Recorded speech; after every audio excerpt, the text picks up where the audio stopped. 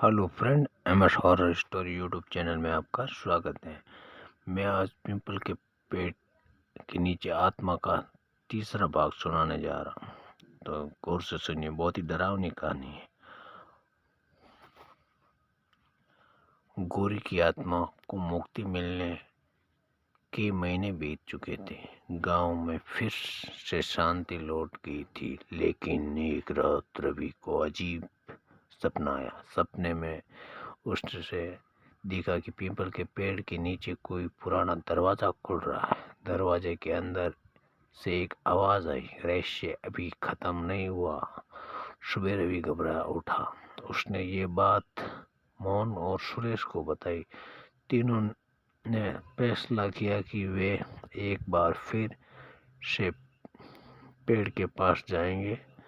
रात को जब वे वहां पहुंचे तो उन्हें पेड़ की जड़ों के पास मिट्टी धसी हुई दिखाई दी। उन्होंने टॉर्च की रोशनी डाली तो वहां एक पुरानी सुरंग का रास्ता नजर आया। हिम्मत करके तीनों ने सुरंग के अंदर गए। कुछ दूर चलने पर उन्हें एक पत्थर की दीवार मिली, जिस पर लिखा था, जो इस दरवाजे को खोलेगा वे सदियों पुराने श्राप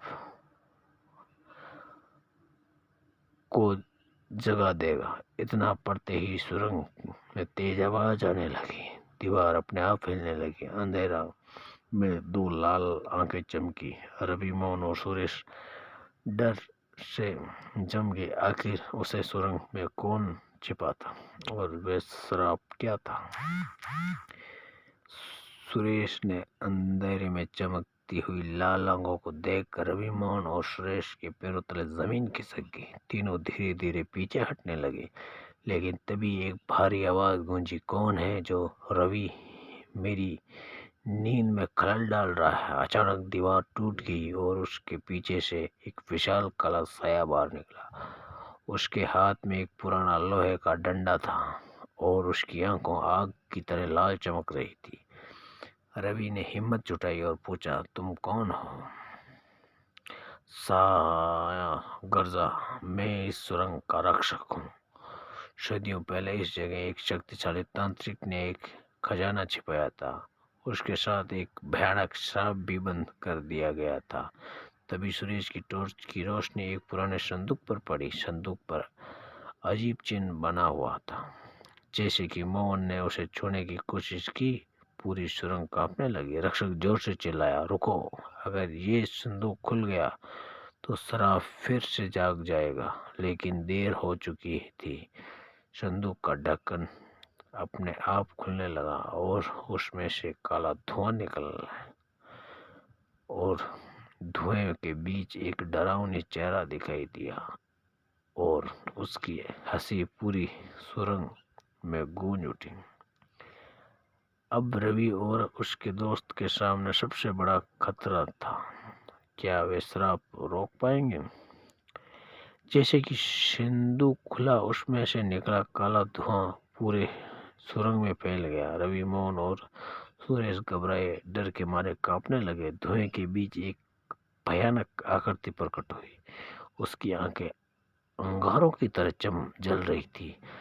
रक्षक ने चिल्लाया, कहा, यह श्रापित आत्मा है, इसे तुरंत रोको। आत्मा ने जोरदार हंसी लगाई और सुरंग की दीवारें हिलने लगी। पत्थर टूटकर गिरने लगे। तीनों दोस्तों को समझ नहीं आ रहा था कि क्या करें। तभी रवि की नज़र संदूक के अंदर रखी एक पुरानी पुस्तक पर पड़ी। उसमें पुस्तक खोली तो उस पर श्राप को समाप्त करने का तरीका लिखा था, लेकिन उसके लिए साहस और एकता की जरूरत थी। रवि ने पुस्तक में लिखे मंत्र को पढ़ना शुरू किया। मोहन और सुरेश भी उसके साथ खड़े हो गए। जैसे जैसे मंत्र पढ़ने गए, एक तेज सुनहरी रोशनी सुरंग में फैलने लगी। श्रापित आत्मा डर से चीखने लगी। उसकी शक्ति कम होती जा रही थी। आखिरकार एक तेज प्रकाश के साथ वे धुएं में बदल गई, हमेशा के लिए गायब हो गया। सुरंग शांत हो गई। रक्षक मुस्कुराया और बोला, तुमने इसे स्थान को एक बड़े संकट से बचा लिया है। इसके बाद सुरंग का द्वार हमेशा के लिए बंद हो गया। पीपल का पेड़ एक बार अब किसी डर का नहीं बल्कि साहस का और सच्चाई का प्रतीक बन गया और सब गांव वाले खुशी से रहने लगे और वहाँ से डर का कोई नामो निशान नहीं नज़र आ रहा था उन्हें। ऐसी ही कहानी, हॉन्टेड कहानी सुनने के लिए, दिलचस्प कहानी सुनने के लिए मेरे चैनल को लाइक शेयर एंड सब्सक्राइब कीजिए। Thank you friend.